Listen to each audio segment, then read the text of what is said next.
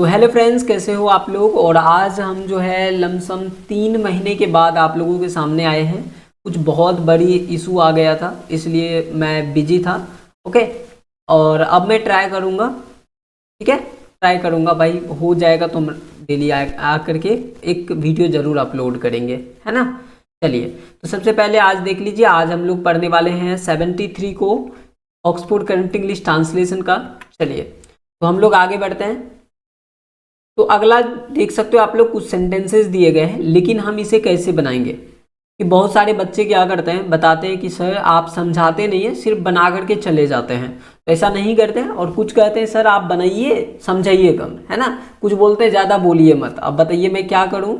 चलिए, तो हम क्या करते हैं, जो सबके लिए बेस्ट है वो काम करते हैं, समझाते हैं आप लोगों को, है ना। और कुछ दिनों के बाद जो है हमारे यहाँ वाईफाई लग जाएगा, तब हम लोग लाइव आकर के डेली प्रैक्टिस भी करेंगे। ओके, चलिए, तो सबसे पहले जो ऐसे सेंटेंस आए, जैसे कि मोहन को दौड़ना था। देखिए, दौड़ना था ये हमारा पास्ट टेंस के अंदर में आता है। किसके अंदर में?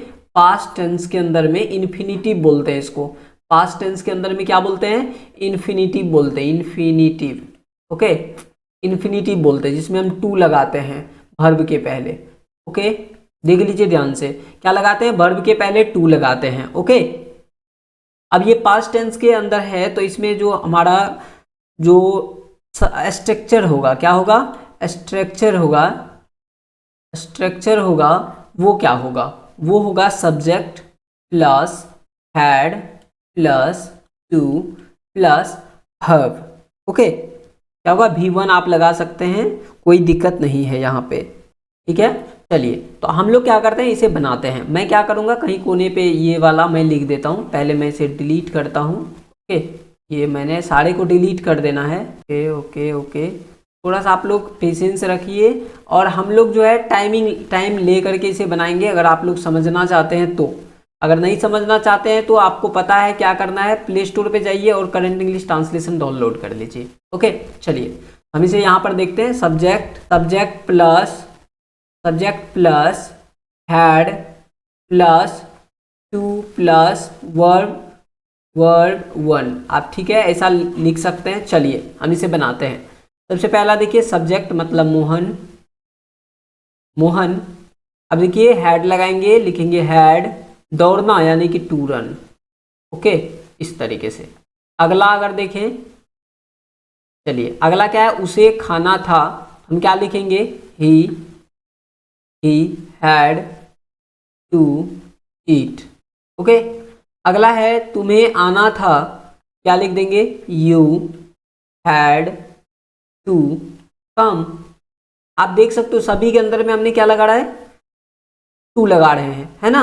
और सब्जेक्ट के बाद हैड, उसके बाद टू के साथ में हम वर्ब का यूज कर रहे हैं। अगला क्या है? तुम्हें दौड़ना पड़ा, तो क्या हो जाएगा? You had to run. Okay, चलिए, अगला है उसे झुकना पड़ा। उसे झुकना पड़ा, क्या लिखेंगे? ही हैड टू बाउ डाउन बोलते हैं, टू बाउ डाउन। आपके बुक में भी दिया गया है, या फिर स्टूप लिखेंगे। अगला है मुझे पत्र लिखना पड़ा, लिखेंगे I had to write a letter. ठीक है, यहाँ तक कोई इशू नहीं आनी चाहिए आपको। आगे बढ़ते हैं। अगला हमारा क्या है? अगला हमारा है उसे त्यागपत्र देना पड़ा। उसे त्यागपत्र देना पड़ा, लिखेंगे ही हैड टू गिव। है ना, टू गिव अ। रिजाइन भी लिख सकते हैं, रेजिग्नेशन भी लिख सकते हैं। मैं यहाँ पर रिजाइन भी लिख सकता हूँ, रेजिग्नेशन भी लिख सकता हूँ। मैं यहाँ पर लिखता हूँ रेजिग्नेशन, NATION, रेजिग्नेशन। ओके, अगला है राम को पटना जाना पड़ा। तो मैं आगे में बना देता हूँ, लिखूंगा राम हैड लगाऊंगा, Ram had to go to Patna, है ना। चलिए, आगे बढ़ते हैं। अगला देखिए, गांधी जी को उपवास करना पड़ा। तो कैसे लिखेंगे? लिखेंगे गांधी जी हैड, उपवास का देखिए फास्ट होता है, उपवास का क्या होता है, फास्ट होता है, तो मैं लिखूंगा टू फास्ट, ठीक ना। चलिए आगे बढ़ते हैं। अगला है उसे किताब खरीदनी पड़ी, लिखेंगे ही had to buy a book, आप लिख सकते हैं, ठीक है। चलिए आगे बढ़ते हैं। अब अगला है उसे परीक्षा देनी पड़ी, क्या लिखेंगे, ही हैड टू। अब देखिए प्रिपेयर एट द एग्जामिनेशन, परीक्षा देने का क्या होता है, परीक्षा देना का क्या होता है, to appear at the examination, exam में वो अपीयर हो गया है, वो चीज़ होता है। या फिर टेक एन एग्जाम ऐसे भी लिख सकते हैं, तो मैं जो आपके बुक में दिया हुआ है वही लिख देता हूँ, to appear at the examination. Spelling अगर कोई मिस्टेक होता है तो ये आप ध्यान दीजिएगा, क्योंकि देखिए बनाने वक्त हम भी पूरा 100% एक्यूरेट नहीं होते, है ना। चलिए अगला है मुझे झूठ बोलना पड़ा, लिखेंगे आई हैड टू लाई, मुझे झूठ बोलना पड़ा, आई हैड टू लाई।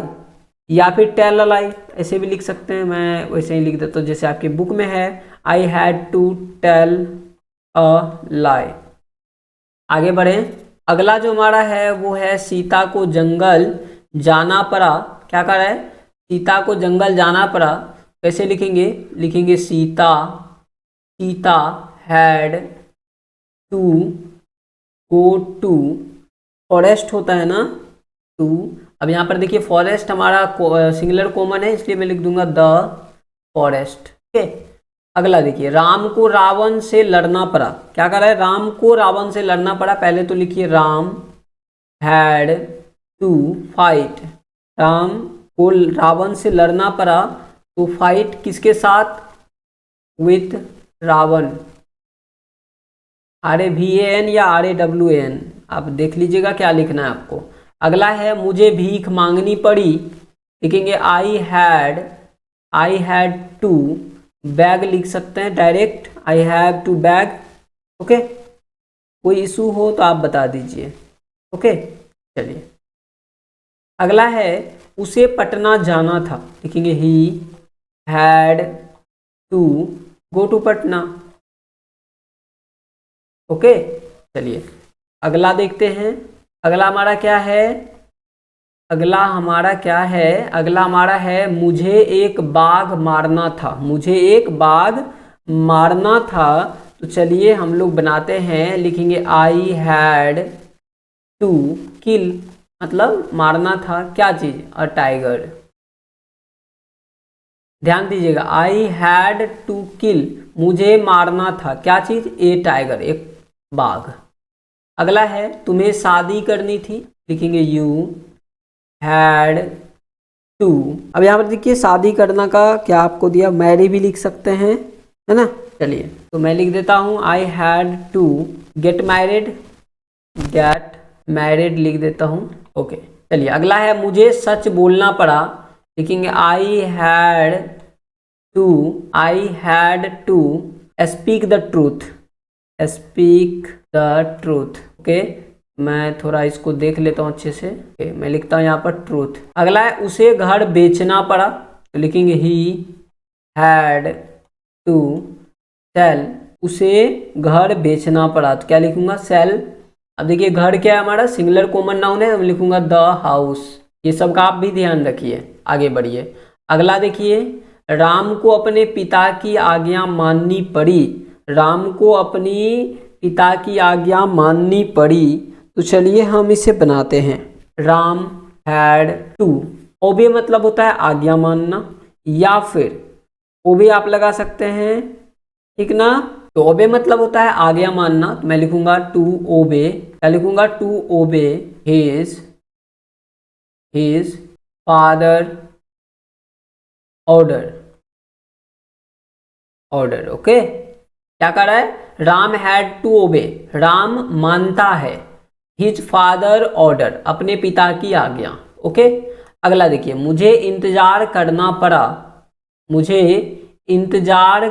पड़ा, क्या लिखूंगा, I had to wait, I had to wait, I had to wait. अगला देखिए, कल मुझे पटना जाना था, लिखेंगे कल, तो कल का क्या हो जाएगा, यस्टरडे, था पास्ट में है, मैं लिखूंगा I had to go to Patna, Patna yesterday,